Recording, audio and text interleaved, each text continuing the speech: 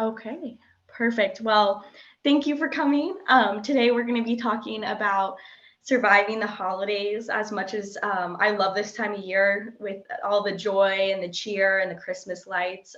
It can also, it's a whirlwind, and it can be really stressful, especially when everyone around you is feeling super happy in the joy. And if you may be struggling with some things, it can be hard to kind of keep up that front. So we're going to talk about a few of the different things that you may come across this holiday season and ways to cope and get through those difficult times.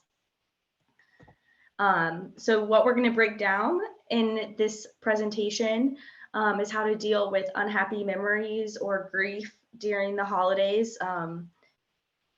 Uncomfortable conversations. This will also kind of cover difficult family members or any conflicts that you may have, because the holiday is a time when you're spending a lot of togetherness, and that can be sometimes challenging. The pandemic, finances during the Christmas season with getting gifts, that can be a big stressor, and overindulgence and just feeling lethargic maybe, or keeping your body healthy during the holiday season. So these are the overview of kind of what we're going to be covering today. And we're going to start off with managing family stressors. Plan ahead. When we were making this PowerPoint, we were like, okay, what is the best way to handle hardships, like within the family or during the holidays, or maybe whenever everyone's getting together. So we were like, okay, if we plan ahead, we can schedule time for ourselves, making sure that we're having enough time to get places and cook and gathering all of our children, our friends, or loved ones together. Setting boundaries is also needed.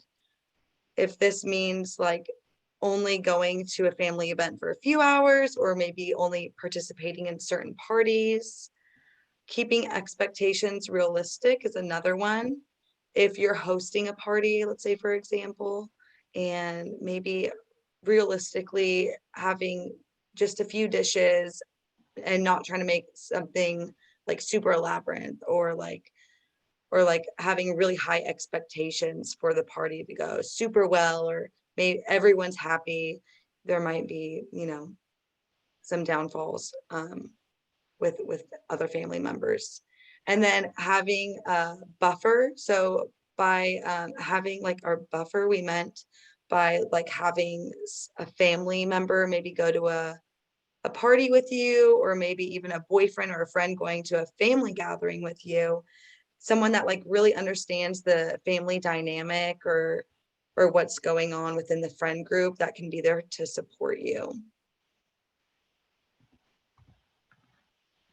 And then for the do's and don'ts, so this is going to be like within a heated moment. So let's say I'm in, maybe like we're talking about politics or something that is making me angry and the person that I'm sharing the conversation with a little angry. This could be like a loved one or a distant family member, and you guys are disagreeing. So it's okay to disagree. If you're in the heat of the moment, you want to breathe and then just be like, okay, it's okay to disagree, and maybe show some empathy and try to be open-minded. And it's okay if they have different viewpoints, and try and leave the conversation, or just leave it on a mutual respect and understanding that the viewpoints are different. What we don't want to do, just friendly reminders, is get really defensive, or have your ego get in the way, or blame them. We're trying to like remind you that it's okay. Like we don't want to fight during family get-togethers. And yeah. Awesome. Thanks, Madison. Um, Next, I'm going to be talking about how to deal with grief during the holidays. This can be super difficult. I think the holidays, with all the traditions built, it can really like point out things that have been maybe missing if you've lost a loved one. I know for me, I've even just been experiencing kind of grief of like losing my childhood finally. Like during the holidays, it really, I've been like reminded that like I'm an adult now and things aren't the same as like when I was a kid. And so there's a lot of different ways to experience grief during the holidays. And I think the number one mistake sometimes people make is thinking that you have to be happy during the holidays. But like, life continues. We're always going to feel all the emotions. And so allowing yourself to feel that and accept it is going to help you move through that, um, and be really healing to you rather than pushing it down for it to come out later. Um, Feeling it is the best way. Another tip would be to honor your memories or make new traditions depending on what feels right to you. Um, Everybody deals with grief differently, and say there's a special holiday event that you always did with a loved one who's recently gone.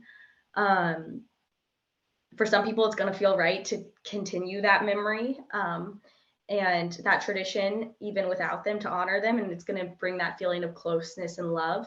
But for some other people, that could be really difficult and just too much for that time. So making a new tradition, I definitely think what you don't want to do, it's okay to sit out of things, but really like that isolation is not good. So that finding your support system, and yeah, things are going to be changing, but holding on to what you do enjoy during the holidays with loved ones for support. It can be friends, family, but also um, like a professional mental health therapist or someone who's going through something similar to you, like in a support group, can really help. So feelings don't take a break during the holidays. So it's really important to continue to honor them. The next slide is pandemic stress with the holidays. I know we're going on year 2. This will be like our second Christmas season, holiday season during the pandemic. I remember thinking like when it first happened, like, oh, it'll be gone by next year. But we're very much still kind of dealing with the effects, and the variants that are still out there. So this is kind of just a reminder to respect people's boundaries and meet them where they're at. I know with family too, like people have very wide opinions on the topic, but doing what feels comfortable to you, and also, yeah, respecting others' choices. Some tips, if you're not feeling super comfortable being in close proximity with like a good amount of people, outdoor spaces. I know Texas, it's a lot easier to do that just because it isn't snowing or extremely cold. And connecting virtually if you have family that lives far away as well. Um, Whether it's Christmas morning, hopping on for like 30 minutes or an hour just to check in and make that time with family. Wearing masks is always great, even if you're fully vaccinated, and focusing on what you can control. I think with the pandemic, it's really brought out a lot of us recognizing things that we're missing out on. But focusing on that it definitely is a bummer. So focusing on things that you still can enjoy, whether it's driving to look at Christmas lights, maybe you don't get to go to the work Christmas party, but you still get to do some kind of like Christmas drop, so like swap with gifts, and just kind of finding substitution for what works during this situation. Speaking of gifts. Yeah, speaking of gifts, I'm so excited to drive around and look at Christmas. Mm-hmm. It's so exciting. So for gift ideas and tips, we wanted to throw out there, because of like the pandemic and, there was a loss of jobs and just being like nervous to go out and go shopping when there's so many people also shopping. Some fun ideas to do gifts instead of going and buying.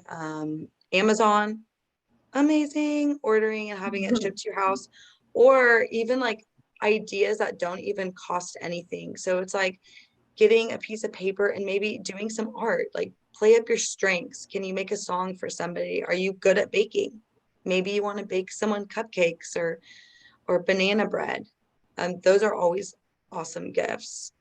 Or something that I'm going to do is I'm regifting books and I'm making like cute little cards that will go with it. So I'm writing like a letter to my sister and being like, hey, like I read this book. I'm so excited for you to read it.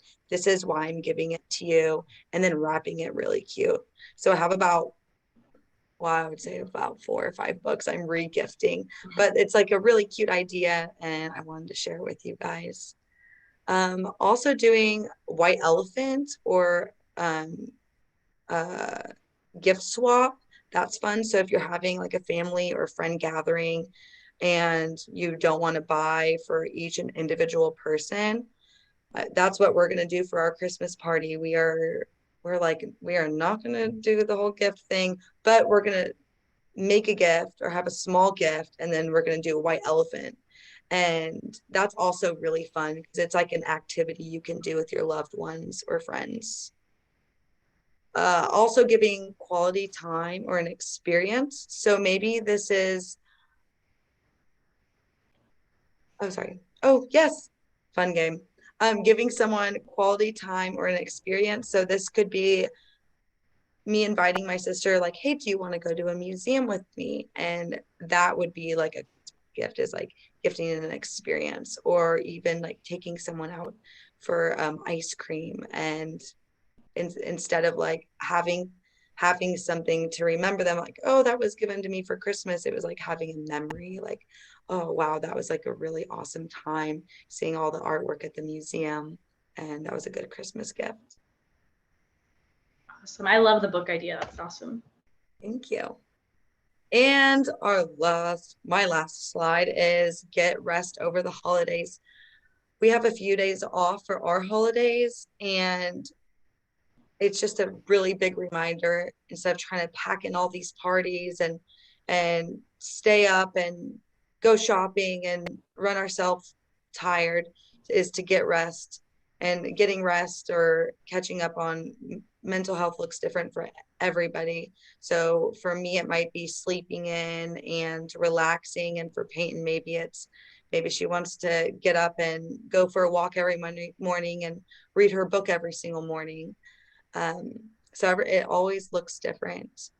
And also enjoy your holiday treats without feeling guilty, and listen to your body and adjust as needed. Don't forget to do at least some daily exercises. Over the holiday break, me and my sister are doing yoga. We found some yoga videos on YouTube. I'm not a yoga person, but she is. And we're also going to get our dad to do it with us when he comes down and visits. So that's always kind of fun, is to try something different out and get your family involved. So now we're going to kind of open up discussion. Since I'm sharing my screen, I can't see the chats or anything. So Madison, if you want to unmute yourself to kind of answer these, but I'd love to hear what ways will you be making the holidays easier on yourself? Is there anything that we discussed that resonated that is super stressful for you, or that you struggle with during the holiday season? Or if you have any tips or any comments on just kind of any of the things that we've discussed.